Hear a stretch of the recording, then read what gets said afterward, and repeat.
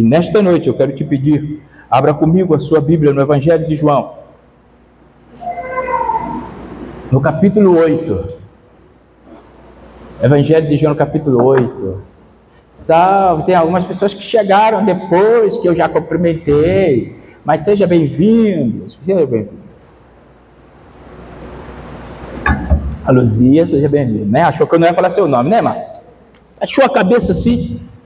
Mas Deus abençoe. Eu quero te pedir, abra comigo a sua Bíblia. Também tem a Rosana. Muito bem, muito bem.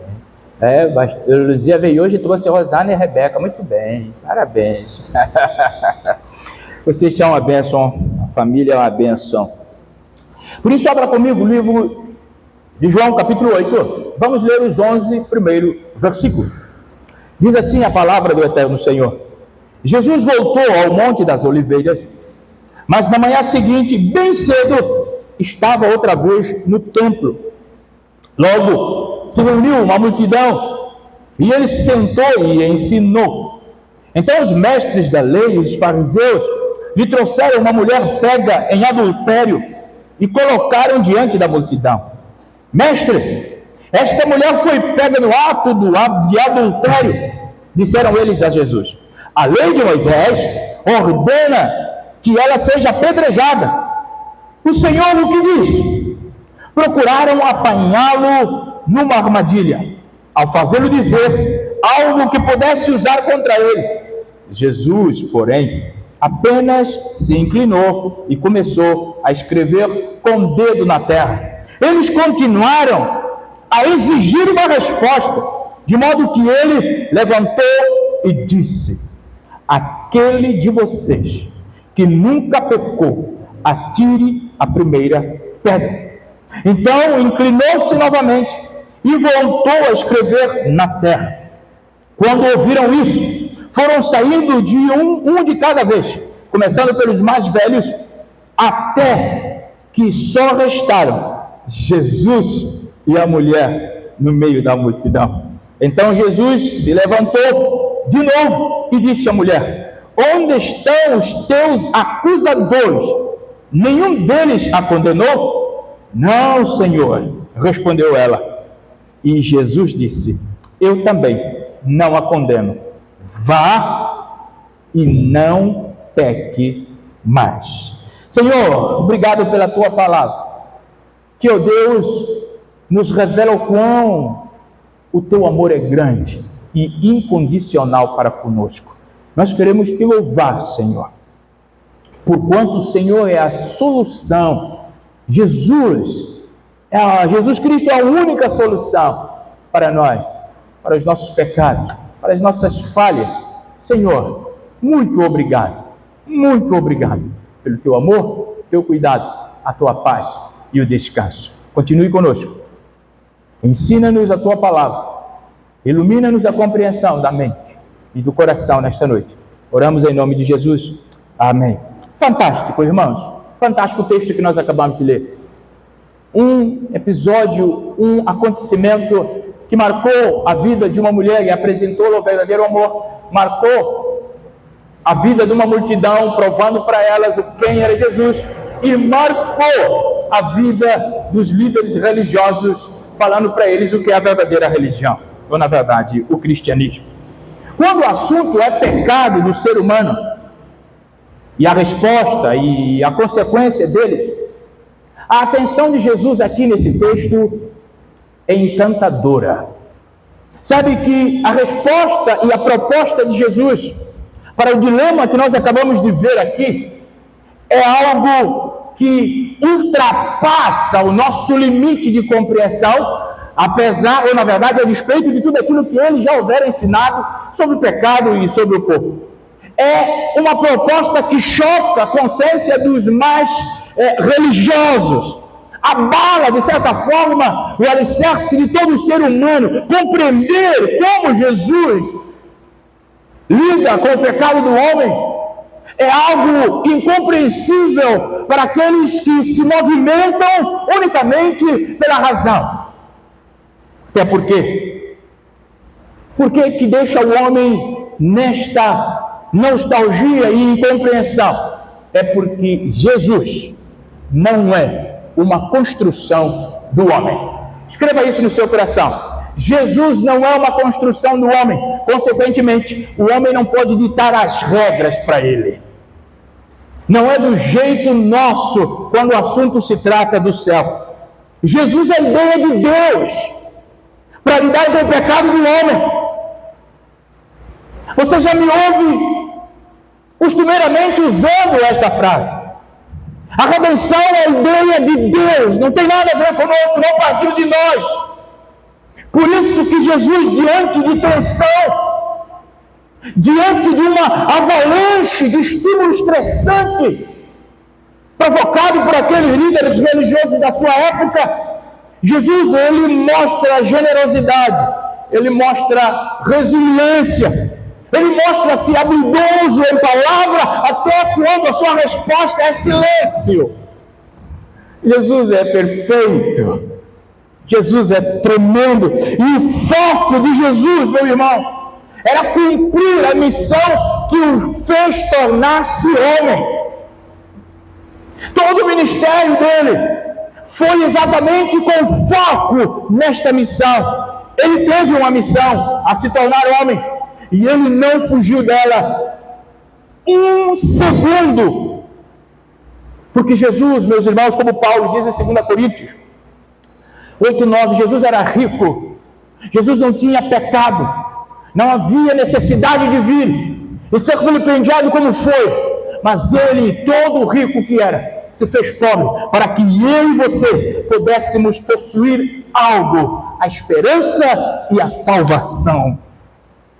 Jesus, ele tinha um quê de inverter a situação das pessoas que chegavam até ele. Jesus invertia o status de pessoas que chegavam até ele. Por isso a campanha de missões nacionais é que a solução é Jesus Cristo. Porque somente ele tem o poder de mudar o status de qualquer pessoa. Jesus simplesmente mudou o status de uma prostituta para uma rainha.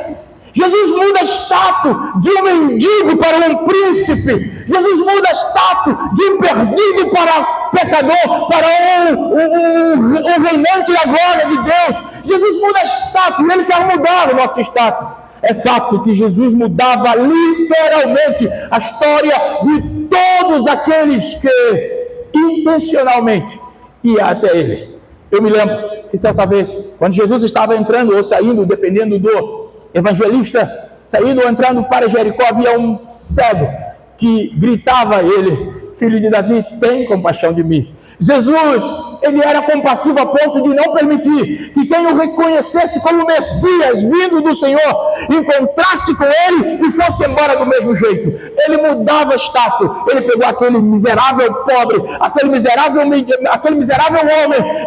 totalmente cracumido da sua natureza pecaminosa, juntamente fora considerado como lixo social. Jesus traz ele à tona, a vida, e a sua história está registrada a nós, porque Jesus disse simplesmente: traga ele para cá.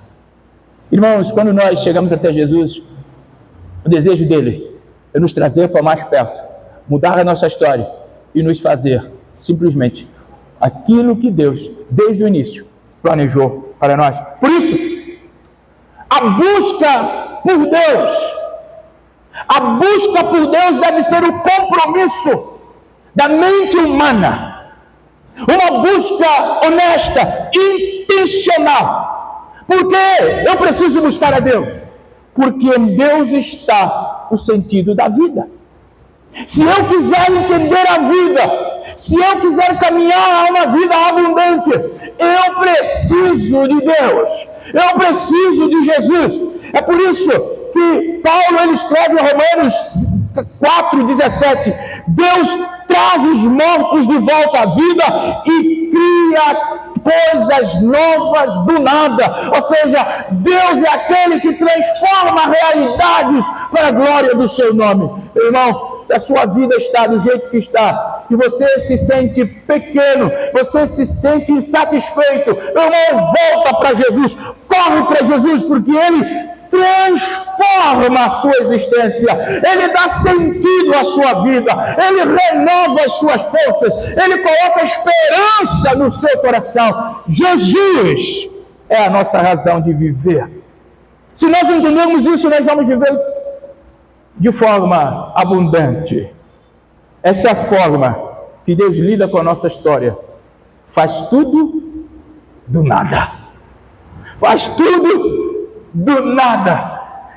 Se você não está gostando de como a sua vida está, como está o périclo da sua vida sobre a terra, meu irmão, venha para Jesus, porque Ele vai fazer, a partir do nada, toda a sua vida nova, para a glória do seu nome. Já diria o pensador, Jesus, Ele nos capacita a ver a vida numa outra perspectiva. Ele nos ajuda e nos capacita a pensar antes de agir, a não ter medo das nossas lágrimas. Jesus nos capacita a suportar os obstáculos naturais. Jesus nos capacita a um verdadeiro envolvimento, um exercício do altruísmo. É Jesus. Somente Jesus. E eu quero considerar com você alguns ensinamentos de Jesus nesse texto para as nossas vidas. Primeiro, é que sobre a excelência da vida, Jesus é a solução. Entender a excelência da vida proposta para o homem por Deus, Jesus é a chave que abre a compreensão do homem. Nós precisamos dele para entender o quanto é valioso a nossa vida. Enquanto nós estivermos vivendo a nossa vida, ignorando o propósito de Deus para nós vamos viver sempre com um vazio do tamanho de Deus, um vazio que nada vai preencher, nem dinheiro, nem trabalho, nem muito trabalho, nada vai preencher, porque é um vazio que só Deus pode suprir. Jesus, Ele conhecia, mais do que qualquer outro mestre que já viveu sobre a face da terra, Jesus sabia o valor da vida, porque Jesus, Ele ensinava com a vida sobre a vida, e fica muito claro nesse encontro dele com essa mulher adúltera, que o valor da vida para Deus não está naquilo que nós fazemos, nem aquilo que nós temos, porque independente do nosso erro, independente das nossas mazelas, Deus nos ama. Nós somos uma joia rara e precisamos ser melhorados a cada dia, e este melhoramento só acontece quando nós formos a Cristo Jesus. Só Ele, que conhece o valor da joia que é você, só Ele pode melhorar. Por isso, meu irmão, viver uma vida ignorando Jesus é desperdício. É desperdício, porque nenhum homem vai te valorizar como verdadeiramente você é, porque nenhum homem te conhece em essência. Meu irmão, nós somos limitados, nós somos imperfeitos, e isso faz com que constantemente nós somos tomados pelo senso de justiça própria e desprezamos os outros, principalmente quando esses outros nos decepcionam. Isto é o homem na sua versão mais natural, mas foi exatamente aquilo que aqueles homens fizeram com aquela mulher. Eles diziam: mestre, 8, 4, 5, mestre, esta mulher foi pega no ato de adultério, a lei de Moisés ordena que ela seja apedrejada. Ela decepcionou-lhes, e simplesmente eles quiseram distanciar-se dela, e a proposta foi: matemos-la, acabemos com ela. Mas Jesus, e para Jesus, não há ninguém incorrigível, meu irmão, minha amada irmã. Para Jesus, nós não somos definidos pelo nosso pecado, mas nós somos definidos pela graça dele. Ele nos criou para ele, e nós precisamos entender que a plenitude de Deus acontece em nós quando nós voltamos para ele. Os braços dele abertos estão nos aguardando, nos esperando. Meu irmão, Deus, ele oferece quantas chances forem necessárias para que os homens se voltem para Deus. Deus, ele oferece até os traidores de Jesus, os carrascos dele. Jesus tratou com misericórdia. Repara o que ele diz em Lucas 23:34, Pai, perdoa-lhes, porque não sabem o que fazem. Quanto ao sentido da vida, meu irmão, era só estar em Jesus, porque Jesus não desiste de ninguém, até mesmo aqueles que a sociedade quer eliminar como lixo social. Jesus quer amar, quer considerar, quer honrar, quer trazer a vida, porque ele cria do nada, ele traz do nada. Ah, meu irmão, Jesus, ele trata desta mulher de uma forma surpreendente. Sabe que no tempo de Jesus, defender uma prostituta pega no ato de adultério era assumir para si o mesmo pesadelo que ela haveria de passar. É simplesmente isso. Mas Jesus portou-se diferente. Porque repara, o texto nos diz muito claramente que essa mulher foi pega neste ato e arrastaram ela até a praça pública. Sabe que o fenômeno é um pouquinho mais agressivo do que o registro aqui que nós temos em Lucas. Porque no tempo de Jesus, quando era pego, ela era arrastada, ela era simplesmente vilipendiada o seu físico, rasgada as suas vestes, apedrejada, sob um clamor que dela pudesse partir, mas era inaudível aqueles justiceiros, e eles apedrejavam uma mulher até a morte. Eu me lembro agora de Estevão,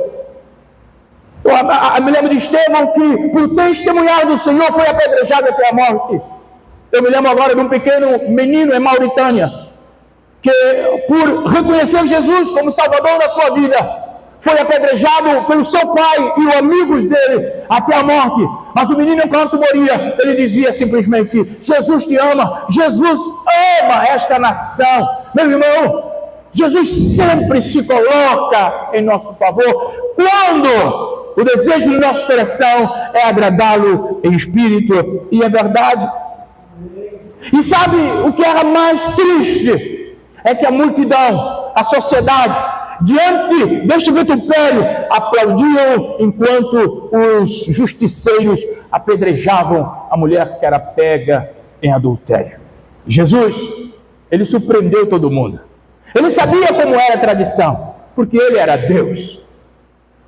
Mas a despeito de saber as linhas das letras, Jesus, ele mostra coragem. Jesus, ele mostra desprendimento para correr risco. E ele se coloca em defesa desta mulher, mesmo sem saber quem era ela, de onde ela veio, para onde ela estava indo. Meu irmão, Isaías diz que o nosso nome está na palma das mãos do Senhor. O homem pode não te conhecer, mas Deus te conhece. O homem é tendente a considerar aquilo que ele conhece. O homem, munido desse senso, ele só quer valorizar aquilo que ele conhece, mas Jesus, não. Jesus te ama, ainda que todos te desprezam.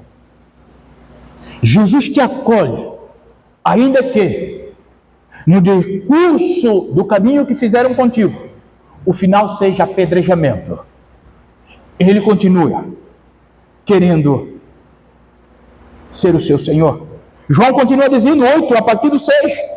procuravam apanhá-lo em armadilha. Isso era a conversa dos seus acusadores, daquela moça, daquela senhora. Percebe que a intenção deles não era tanto a senhora. A intenção deles era Jesus. Eles queriam pegar Jesus. Mas eles usam um fato do tempo perceptível para simplesmente camuflar as suas intenções outras. Ele diz assim, ao fazê-lo dizer o que pudesse usar contra ele. Eles queriam acusar Jesus, mas Jesus, ele é Deus, ele se inclina, ele começa a escrever. Mas eles não se sentiram satisfeitos com esse gesto de Jesus, essa atitude. E a Bíblia diz que eles exigiram de Jesus um posicionamento. Eles exigiram de Jesus uma resposta. E Jesus lhes deu uma resposta. Aquele de vocês que nunca pecou, atire a primeira pedra. Alguém escreveu que a justiça precisa ser cega para ser justiça. Mas jamais a justiça pode deixar de ter o coração. A lei determinava o que eles estavam sugerindo, sim. Só que na justiça de Deus, o que impera é o coração de Deus. É a vontade de Deus. E Deus a esta mulher mostrou graça. Sabe, em nossa razão, nós somos sempre inclinados a julgar aqueles que nos ofendem.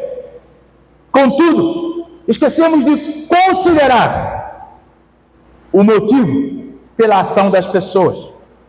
Jesus é a solução porque ele considera o motivo do coração das pessoas. Jesus não te vê por aquilo que você faz somente. Ele te vê por aquilo que na verdade você é. Sabe, meus irmãos, Jesus é a solução porque ele entende motivo. É por isso que cantou o irmão Marquinhos Gomes, se não me engano. Não importa quem você é, não importa o que você fez, Jesus conhece o seu interior também. Quantas vezes você caiu tentando acertar, mas a tristeza e o desespero te fizeram chorar. Não importa para onde você foi, se não o resto eu esqueci. Ele apaga o seu passado e não desiste de você. Ele não desiste de você. Ele se importa com você. Vamos lá. Ele...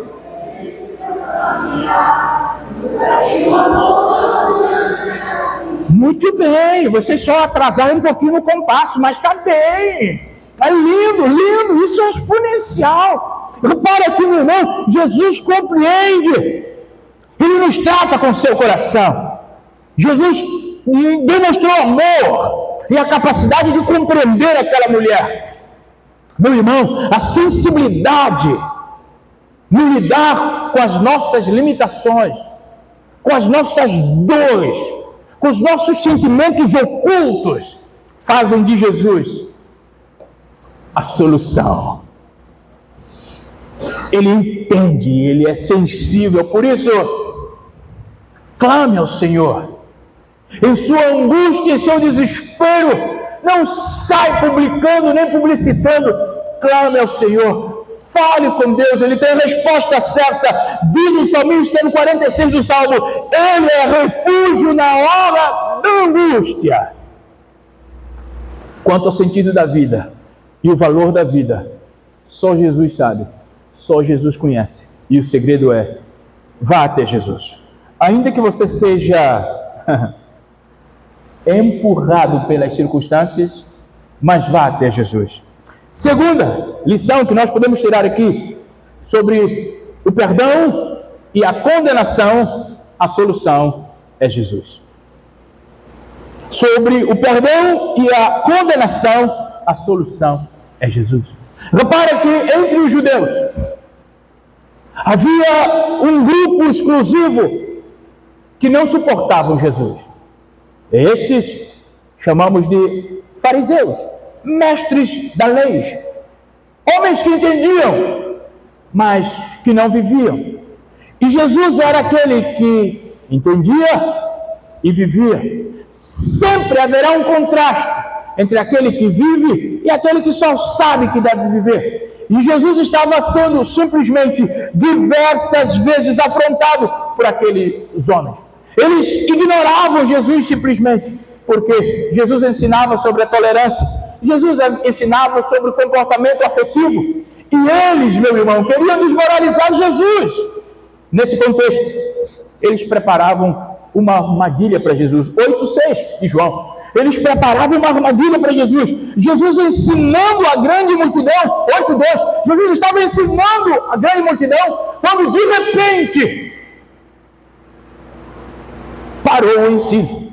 O ensino foi interrompido de uma forma abrupta, de uma forma inesperada, com o grito daqueles homens, gritando, arrastando uma mulher pecadora. Aquilo, aos olhos deles, era a melhor coisa a ser feita. E estavam carregando ela para o lugar da sua morte. E andavam gritando. Só que, sob o olhar atento de todos que estavam naquele lugar, aqueles homens sentenciavam aquela mulher. Disseram para Jesus: Jesus, a lei de Moisés diz que ela precisa ser morta. Todos ouviram. Jesus ouviu. A multidão que ele estava ensinando ouviu. Eles ouviram. Mas eles sabiam que Jesus ensinava o contrário. Por isso eles queriam provocá-lo. Jesus ensinava a paixão e o perdão, compaixão e o perdão. E eles fizeram a Jesus uma pergunta fatal. Moisés diz isso, e o Senhor? Como que, se o Senhor contradizer a Moisés, o Senhor está mal com o povo. E ele chega e diz: qual é o seu veredito? A pergunta, meu irmão, era para incitar a multidão contra Jesus. E que, se ele ensinasse naquele momento sobre o perdão, ele ia ser apedrejado juntamente com ela. Esta era a intenção daqueles homens. Os homens estavam enfurecidos. Era um ambiente de tensão. A qualquer momento, pedras iriam rolar. Porque eles foram munidos de pedras, irmãos. Era um terror. Contudo, neste clima de irracionalidade, uma resposta veio de forma que ninguém esperava. Jesus não agiu como nós, bateu e levou. Jesus não agiu em prol do seu nome próprio. Ele usou o silêncio. Ali estava uma grande lição dele para nós também. É que, num clima onde ninguém pensa, a melhor resposta é não dar resposta. Irmãos, quando você estiver num clima de estresse, onde ninguém pensa como homem, é sábio você ficar quieto. É sábio você ficar em silêncio. Augusto Cury, ele fala sobre o nosso comportamento. E ele escreveu algo bastante importante. Dizendo ele: os nossos maiores erros foram cometidos não enquanto nós navegávamos em calma águas das emoções, mas os nossos maiores erros foram cometidos quando atravessávamos o mar da ansiedade, ou o vale da ansiedade, nos momentos onde dizemos palavras que nunca deveriam ser ditas. É ali. Por isso, meu irmão, quando você estiver nestes ambientes de tensão, cante um louvor. Cante um louvor. Em meio ao clima de tensão, Jesus começou a escrever na areia, nos ensinando uma postura para o tempo de tensão. Ele não revidou-lhes, ele estava escrevendo na areia. Normalmente nós, em tempo ou situação de tensão, nós agimos sem nenhum tipo de lucidez. Falou, eu respondo logo, porque nós, como diz o filósofo, por vezes nós não ouvimos com o ouvido de ouvir, mas nós ouvimos com o ouvido de defender. Aí, porque a gente não para refletir naquilo que o outro está falando. A gente está ouvindo, mas nós já estamos formulando nossas teses contra aquilo que nós estamos ouvindo e deixamos de crescer. Sabe, Jesus nos ensina aqui, ele estava escrevendo. Ninguém entendeu nada. Nem os acusadores da mulher, nem mesmo a mulher, nem a multidão que estava sendo ensinada. Ninguém entendeu qual o porquê, a postura de Jesus. Esperavam que Jesus contra-atacasse. Esperavam que Jesus condenasse.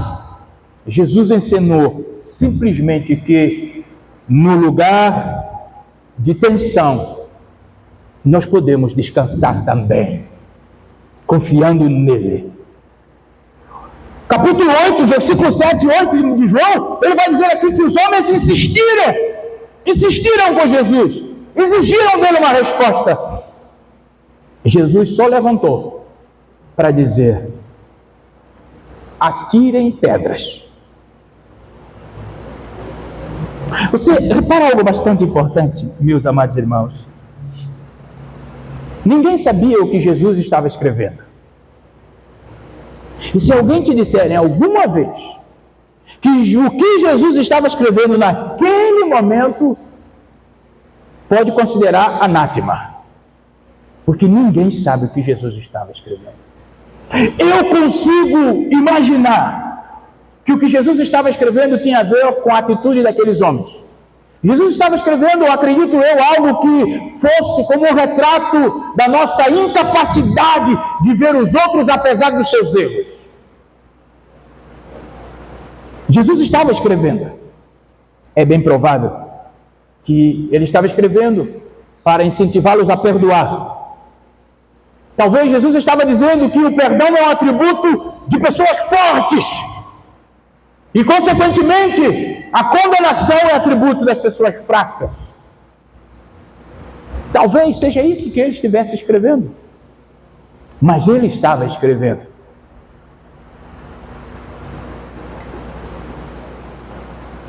Mas uma lição que nós podemos tirar, que sobre a crise da razão, ou seja, a racionalidade completamente desligada nas nossas vidas, a solução é Jesus. A crise da razão, quando você quer que a sua razão, o seu ponto de vista, seja verdade para todos, a solução é Jesus. Repara o que o texto continua dizendo: aqueles de vocês que nunca pecou, atirem a primeira pedra.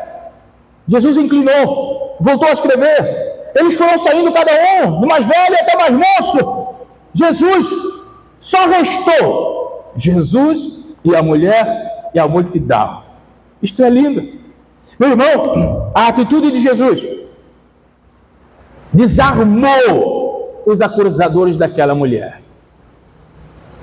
Por isso, quando nós estamos diante de situação de julgamento de alguém, quer seja na sua moral, na sua ética, meu irmão, não dê vazão a isso. Eles interpelaram Jesus com um instinto justiceiro e matador, mas Jesus fez-los sair desse instinto de desejo de matar para uma esfera de reflexão e de razão. Jesus os fez pensar. O problema dos homens do nosso tempo é que não querem pensar mais. Por isso os homens vão para a internet buscar o que falar. Por isso os homens perseguem os outros para ouvir o que falam e saem replicando. Os homens não querem mais pensar hoje. Por isso criaram a inteligência artificial, porque os homens deixaram de pensar. Mas Jesus faz aqueles homens pensarem, refletirem. Aquele de vocês que nunca pecou, atire a primeira pedra.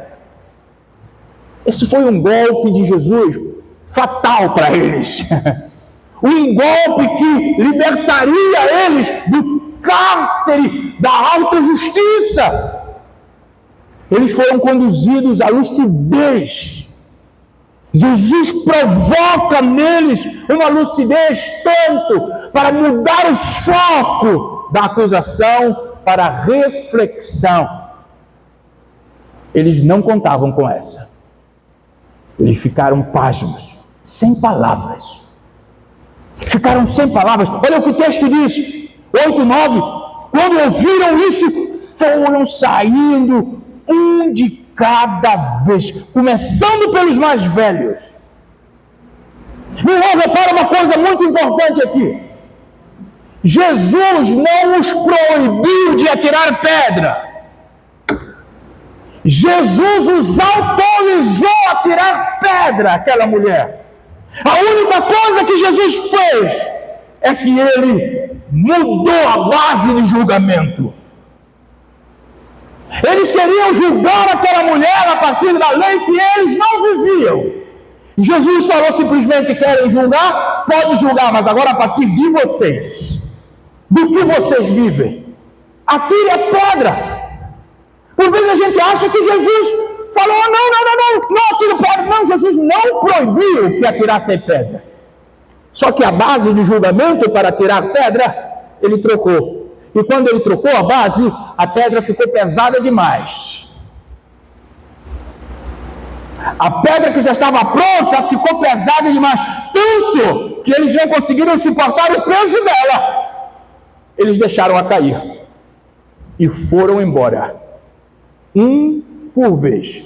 Começando dos mais velhos aos mais novos. A pedra ficou pesada, meu irmão. Nós precisamos agir antes, ou pensar antes de agir. Se eles pensassem um pouquinho antes de agir, antes de fazer todo aquele cenário, talvez fossem salvos. Meu irmão, nós precisamos avaliar a nossa vida antes de julgar o outro. Escreva isso no seu coração.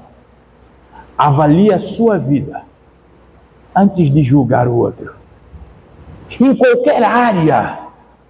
Antes de você sustentar um discurso agressivo contra alguém, olhe para você primeiro. E veja se você tem a capacidade de sustentar esse discurso pela sua forma de viver. Percebe, meu irmão, que Jesus leva-os a um exercício mais importante da convivência social: colocar-se no lugar do outro. Isto é o que o pensador grego ele descreveu como o homem é um ser gregário. Ou seja, eu preciso colocar-me no lugar do outro. Isto é aquilo que nós chamamos de lei áurea, ou de regra de ouro, que Jesus ensina no livro de Mateus. Faça aos outros o que você quer que os outros te façam. Jesus simplesmente faz aqueles homens pensarem e colocar-se no lugar daquela mulher. Cristo abriu o olho da alma deles para que eles percebessem que não eram tão superiores a ela quanto eles imaginavam ser. Meu irmão, esse é o grande problema, muitas das vezes, nosso. Acharmos que somos melhores do que os outros. Paulo escreve ao Romanos capítulo 12, que é prejuízo nós nos considerarmos mais do que os outros. Nós precisamos olhar como Jesus olhava. A palavra de Deus é o espelho para a nossa vida. Frase do irmão Clóvis. A palavra de Deus Eu ia falar agora, como fala o pensador Clóvis, mas é o irmão. A palavra de Deus é o espelho da nossa vida, não da vida do outro, da nossa vida. Quando eu leio a palavra, eu preciso me achar. Por que espelho? Você sabe o que a gente faz com o espelho lá em casa, né? A gente vai para frente do espelho para ver se o cabelo está todo penteado. Se estiver assim, saindo um pouquinho, a gente passa aquela escovinha. A gente vai lá para ver se a blusa não está dentro do terno. E a gente tira assim, conserta o fato muito bem e coloca. Isso é o espelho. Vai nos refletir para a gente sair de casa arrumadinho. Pois é, a Bíblia é o espelho para a nossa vida espiritual, relacional, enquanto nós estivermos nessa terra. Por isso, antes de você sair de sua casa de manhã, veja no espelho. Veja nesse espelho aqui. Antes de você, meu irmão, fazer alguma coisa, tomar um café, olha se você está bonitinho no espelho do Senhor. Jesus fez esses homens olharem para o espelho e eles viram que não tinham condição de atirar uma única pedra. Ah, meu irmão, Jesus cuida tão bem de nós. Jesus cuida tão bem de nós. Meu irmão, saia, espalha isso nas suas vizinhanças. Jesus ama-nos de tal forma, porque Ele nos ama apesar de nós, sabe? Antes de completar o julgamento daquela mulher, no desfecho que eles queriam propor, Jesus simplesmente faz-os olhar no espelho. E quando eles olham no espelho, a Bíblia diz, foram saindo um de cada vez, começando pelos mais velhos. O que Jesus fez é transformar a saga por vingança em uma demonstração de fragilidade.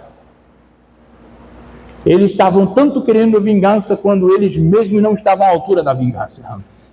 O único vingador é o Senhor. Ele diz, a vingança é minha. Nós só precisamos mostrar a misericórdia, o amor. Mas o amor que é sugerido a transformação, vamos chegar mais na frente, olha só o que ele vai dizer aqui. Aqueles homens passaram a ser vítimas dos seus próprios preconceitos. Passaram a ser vítimas dos seus próprios preconceitos. Eles sentenciaram a mulher. Quando chegaram a Jesus, Jesus disse para eles, em silêncio, vocês são tão pecadores quanto esta mulher que trazem aqui. Ah, meu irmão, isso precisa nos ensinar a orar direito. Esta verdade precisa nos ensinar a relacionar-nos direito. Jamais. A Bíblia diz, no 8:9 de João, que ou de Lucas, só restaram a mulher e Jesus no meio da multidão. A multidão estava pronta para aplaudir. Mas Jesus é a solução. Solução daquela mulher. Solução de todos nós. Porque no final, Jesus diz algo para ela. Vá e não peques mais. Sabe o que ele está dizendo? É que o amor dele por nós precisa gerar transformação em nós. Não tem como viver, Jesus me ama, mas vive a sua vida errada o tempo todo. Jesus demonstra a misericórdia, o amor, mas ele apela a uma transformação, a uma mudança no nosso proceder, no nosso caminhar. O que ele diz àquela mulher ainda não chegou a hora da condenação. Pode ir, mas agora mude de vida. Mude de vida. Aquilo que talvez o profeta Oséias, quando ele, inspirado por Deus, falou à nação de Israel, conheçam a Deus e prossiga conhecendo. Talvez quando o apóstolo Pedro, falando à igreja na dispersão, desenvolvam a vossa fé. Jesus está aqui dizendo de uma forma muito simples, vá e não peque mais. Vá mas viva uma transformação genuína. Não seja o mesmo problema o tempo todo. E não viva o mesmo problema o tempo todo. Aquela mulher estava controlada por medo daqueles homens. Ela estava controlada por uma ansiedade tal. Mas Jesus trouxe descanso e paz ao seu coração. Mudou a história dela. Mesmo que parecia uma situação limite para ela. Meu irmão, a melhor lição que nós podemos tirar para a valorização da nossa vida, a melhor lição que nós podemos aprender é que Jesus ensina aqui a nós. É que mesmo cercados por homens dominados pelo ódio e a agressividade, Jesus ama uma mulher, apesar dela, salva e sugere a transformação. Ou seja, ele sabia o quanto ela valia. Por isso ele não a condenou. Ele sabe o quanto eu e você nós valemos. E só ele sabe nos valorizar verdadeiramente. Só ele, ninguém mais. Por isso não caia na conversa de aqueles que não podem te valorizar. Você já foi comprado por Jesus. O homem não te valoriza. Jesus já te valorizou com seu sacrifício na cruz do Calvário. Irmãos, se eu pudesse te dar um conselho nessa noite, eu te daria dizendo assim a você, usando a palavra do poeta: você tem valor, o Espírito Santo se move em você. Por isso, queria cantar, né? Por isso, se chegue a Jesus, viva para Ele, se entregue a Ele. Nós podemos concluir aqui muito rápido. Todos aprenderam de alguma forma neste episódio. Primeiro, a mulher aprendeu. Ela aprendeu que Jesus tem poder para perdoar o pecado e fazer tudo novo.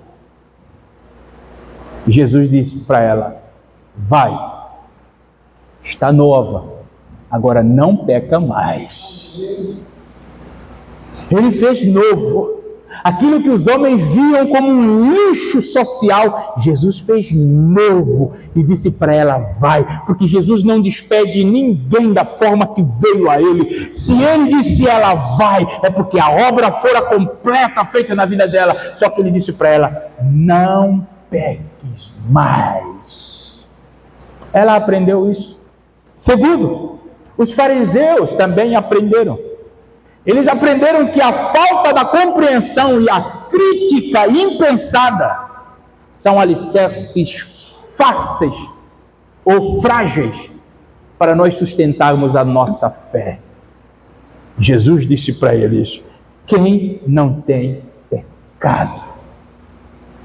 Qual de vocês está capacitado a condenar ou a criticar? Eles aprenderam, e a Bíblia diz que eles saíram um a um, começando pelos mais velhos. Mas a multidão também aprendeu. A multidão aprendeu que se operam, o que não devemos operar, a discriminação e a desvalorização do outro, porque todos nós somos valorizados pelo Senhor. Todos os envolvidos aprenderam algumas coisas. Conta-se que dentro de um antigo baú empoeirado encontrava-se uma pequena moeda. Uma pequena moeda que ninguém sabia o seu valor, nem a sua importância. E quando essa moeda foi achada, perceberam que ela estava suja, como se muita gente tivesse pego, manuseado aquela moeda. E aquele senhor que pegou aquela moeda, ele rapidamente levantou e levou a moeda para um economista, para que ele visse aquela moeda e dissesse qual é o valor dela. Aquele economista, de forma muito negligente, ele pegou a moeda e simplesmente disse: olha, essa moeda é muito antiga, não tem valor nenhum. Só que o dono da moeda não ficou satisfeito com aquela afirmativa, e ele leva agora a moeda para um homem que era especialista em relíquias, e ele leva aquela moeda para aquele especialista e entrega e pergunta: qual é o valor desta moeda? Aquele especialista pega aquela moeda, faz uma limpeza nela, limpa, coloca o brilho nela, e enquanto ele limpava, o dono da moeda percebia no rosto dele uma admiração, um brilho nos olhos por causa daquela moeda. E depois toda aquela limpeza, toda aquela análise, aquele especialista em relíquia volta para o dono da moeda e diz para ele: você possui algo de imenso valor, algo raro. Você possui uma moeda de ouro de verdade, um exemplar único em toda a terra. Aquele homem sai feliz daquele lugar, porque ele encontrou alguém que conhecia e valorizou a sua moeda. Qual é a lição desta pequena ilustração para nós? É que muitas pessoas são negligenciadas. Muitas pessoas são julgadas por outros que não têm nenhum pingo de consciência do valor da vida. Muitas pessoas deixam que palavras rudes, ditas contra elas, entrem em seus ouvidos, instalem em seus corações e desajuste toda a sua vida. E vivam uma vida totalmente sem prazer nenhum, porque deixaram ouvir, ou deixaram que palavras entrassem nos seus ouvidos e despertassem um desprezo a elas mesmas. E nunca recorreram a um especialista em relíquias para saber qual é o verdadeiro valor. Aquela mulher, ela foi desprezada. Os homens já queriam matá-la. Acredito que se eles fossem cantar aquela canção, você tem valor, eles mudavam, você não tem valor. Ela se sentia simplesmente a escória da sociedade, o lixo social. Mas eles, querendo provar Jesus, levam a mulher diretamente ao autor da vida. Eles, querendo pegar Jesus, levam a mulher diretamente àquele que tinha poder de fazer nova todas as coisas. Meu irmão, Deus é o especialista em relíquia desta pequena ilustração. Ele pode pegar, da mesma forma que aquele especialista tirou toda a escória da moeda, fez uma limpeza. Nosso Deus pode limpar você e resgatar em você o seu devido valor, porque só Ele conhece a importância de cada ser humano. Só Ele conhece o valor de cada ser humano. Ele faz ressurgir o brilho que o pecado apagou em você.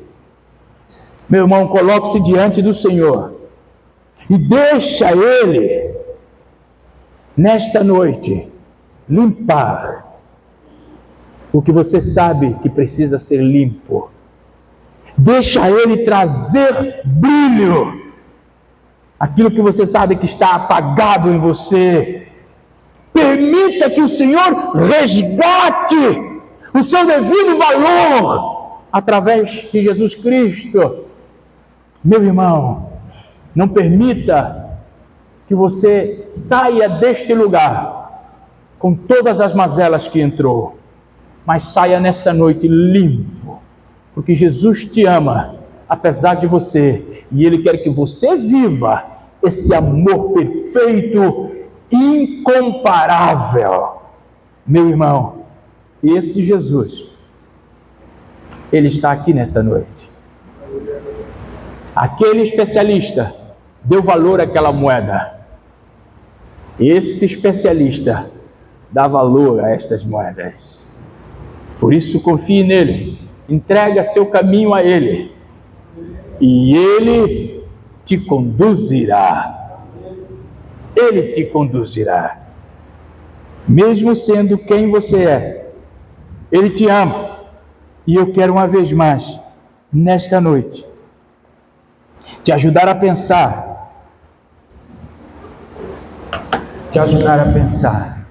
sobre o amor do Senhor Jesus.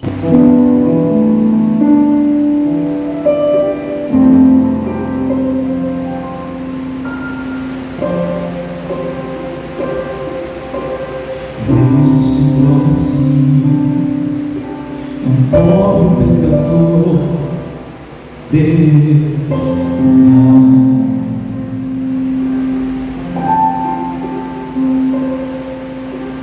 Mesmo sem faro, mesmo sem merecer, Deus me ama. Deus me ama. Se eu sou forte, se eu estou de pé, Deus me ama.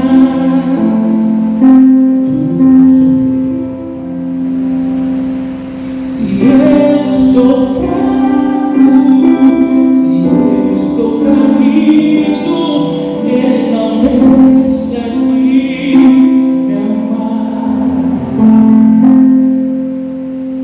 Sem teu amor, sem seu perdão, o que seria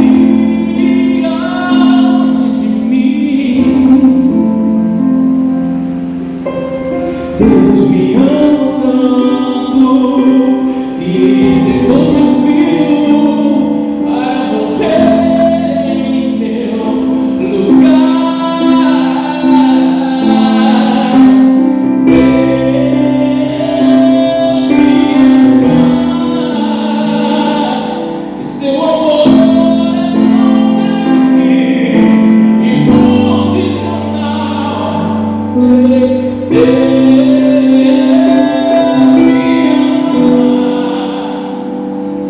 Ele está sempre de braços abertos para mim. Deus me ama e seu amor é tão grande e incondicional. Deus me ama. Ele está sempre, Ele está sempre, Ele está sempre de braços abertos para mim.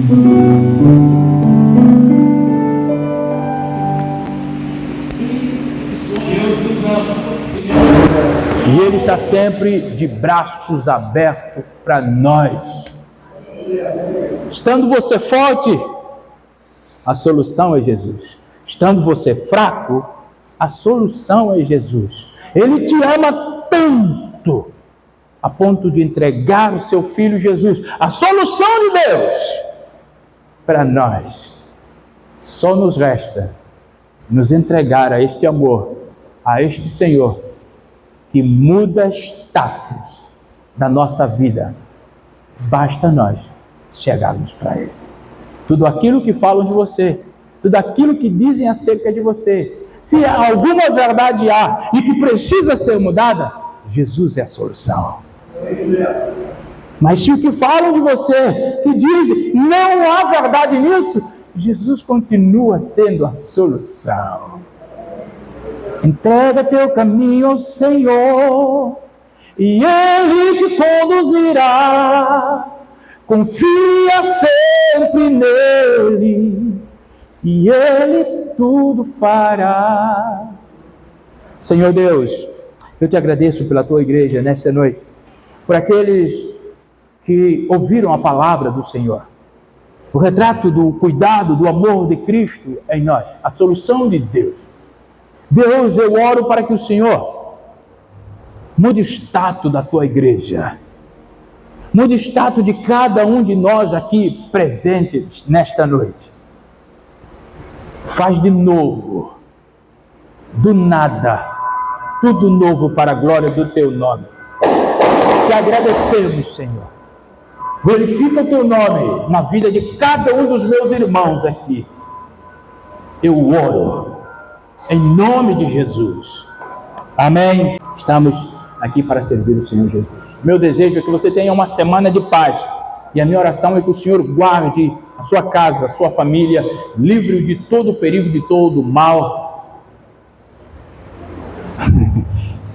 E que guarde a sua vida.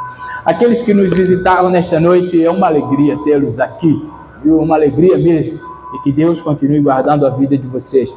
E voltem sempre, quando assim desejarem ouvir mais do Senhor, e entregue a vossa vida ao Senhor Deus. Que o Senhor esteja despertando fé no coração de todos nós. Pai, obrigado pela tua igreja que se reuniu aqui nesta noite.